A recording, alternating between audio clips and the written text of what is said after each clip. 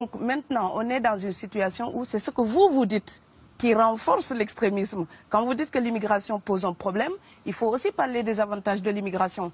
Parce que moi, quand je travaille en France, je paye mes impôts ici. Donc les étrangers qui sont là, il y a une partie qui peut travailler et envoyer au pays aider. La majorité paye ses impôts, s'installe dans vos pays, enrichit vos pays. Donc ce sont des citoyens productifs.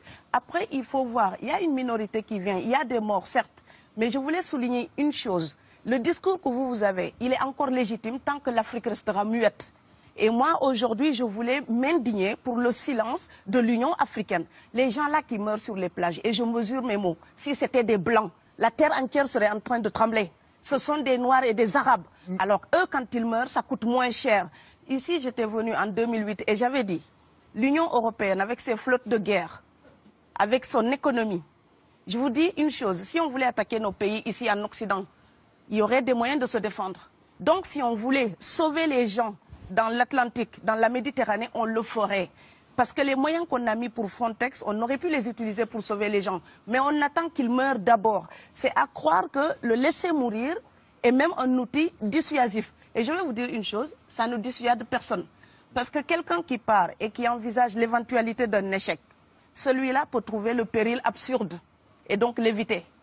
Mais celui qui part pour la survie, qui considère que la vie qu'il a à perdre ne vaut rien, eh bien celui-là, sa force est inouïe, parce qu'il n'a pas peur de la mort. C'est exactement pourquoi il faut fermer des frontières complètement. Il faut sauver l'Afrique et sauver l'Europe. Vous ne pourrez pas rester comme des gens. Vous ne resterez pas comme des poissons rouges dans la forteresse européenne. La crise actuelle nous a démontré ça. Au jour d'aujourd'hui, l'Europe ne sera plus jamais épargnée tant qu'il y aura des conflits ailleurs dans le monde. L'Europe ne sera plus jamais opulente tant qu'il y aura des carences ailleurs dans le monde. On est dans une société de la mondialisation où un Indien gagne sa vie à Dakar, un Dakarois gagne sa vie à New York, un Gabonais gagne sa vie à Paris. Que ça vous plaise ou non, c'est irréversible. Alors trouvons une solution collective ou bien déménager d'Europe parce que j'ai l'intention de rester. Quand quelqu'un part, c'est comme quelqu'un qui est élu, choisi, peut-être le plus débrouillard. Et il y a tout un clan ou toute une famille qui pose son espoir sur cette personne-là. Monsieur, là, je vous vois bien habillé, bien nourri. Si vous étiez affamé chez vous, peut-être que votre famille serait ravie d'imaginer que vous pourriez aller gagner de quoi faire vivre les autres. Donc c'est aussi une solidarité qui est en œuvre. On laisse partir quelqu'un, on compte sur lui. Vous allez me laisser terminer. Et Schengen, entre guillemets Schengen, ça me permet d'être invité aux Pays-Bas, monsieur, donner des conférences dans vos universités. Quand ils trouvent que mon cerveau est convenable, là, ils l'utilisent. Par contre, ils sont embêtés à l'idée d'avoir mon frère, qui n'est pas aussi diplômé que moi et qui pourrait avoir peut-être envie de travailler dans le bâtiment. Donc, vos pays deviennent schizophrènes. On ne peut pas trier les gens comme ça avec les étrangers utiles et les étrangers néfastes. Et la deuxième chose que je veux dire aussi, c'est que les Européens, là, on voit des Africains qui viennent, d'accord? Ce mouvement, ce déplacement de population, on le voit. Mais on ne voit pas le mouvement des Européens allant vers les autres pays.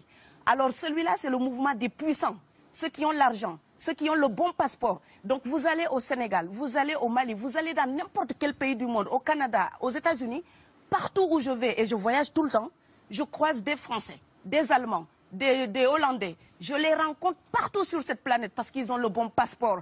Donc, comme avec l'exotisme, l'Europe s'était arrogé le précepte unique, unilatéral, de l'exotisme. Les autres sont exotiques. Alors que pour quelqu'un de mon village, il n'y a rien de plus exotique que quelqu'un d'Amsterdam.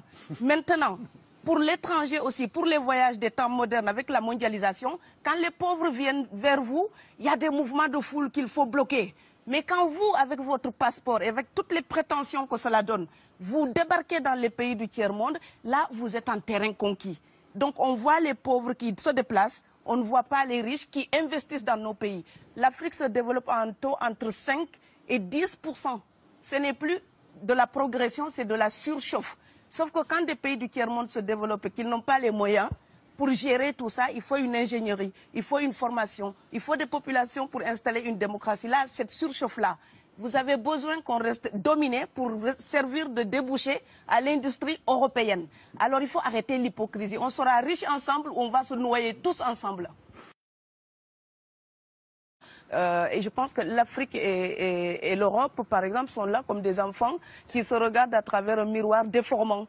Il serait enfin temps qu'ils se respectent, enfin qu'elles se respectent suffisamment pour que l'Europe arrête de nous envoyer ses déchets industriels pour construire avec nous de véritables industries, pour que l'Europe participe à ce développement et que l'Afrique, 60 ans après les indépendances, arrête de dire c'est la faute des autres. Au bout d'un moment, indépendance, c'est responsabilité. Si nous sommes vraiment indépendants en Afrique, nous sommes aussi responsables de notre destin. Et ça ne se fera pas sans les Européens et l'Europe ne s'en sortira pas sans l'Afrique parce que sinon nous serons un boulet que vous traînerez. Donc ce monde-là est lié et je pense que l'entente, je rêve d'une entente, d'une fraternité. Oui, je sais, ça fait bisounours. Mais il me faut garder cette utopie-là pour garder le courage d'écrire toutes les nuits. Parce que j'ai fait le vent de l'Atlantique il y a bientôt 12 ans. Aujourd'hui, à l'époque, quand je parlais de dizaines de morts dans l'Atlantique, on me disait « tu exagères ». Maintenant qu'on les ramasse par milliers, je suis absolument triste de devoir réaliser tout simplement qu'en tant qu'auteur, je ne fais que répondre à l'injonction de Schiller. La dignité de l'homme est remise entre vos mains, gardez-la.